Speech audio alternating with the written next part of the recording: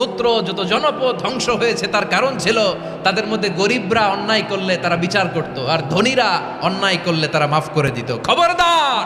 মক্কার একটা very prestigious and dignified ফ্যামিলির নারী চুরিতে ধরা পড়ল। চুরির বিধান হলো হাত কেটে দাও। সাহাবারা চিন্তায় পড়ে গেলেন। আল্লাহর নবীর সামনে দাঁড়িয়ে আল্লাহর দেয়া হুদুদ, আল্লাহর দেয়া বিধান থামিয়ে দেওয়া, মাফ করে দেওয়া, এই কথা বিশ্বনবীর সামনে বলার সাহস তো কেউ রাখে না। কেউ কেউ বলল, বিশ্বনবীর পালক পুত্র উসামারে পাঠাও।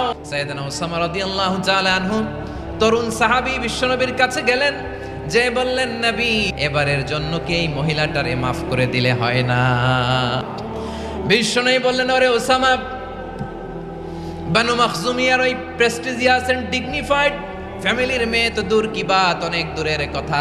জেনে রেখো উসামা, আমার কলিজার টুকরা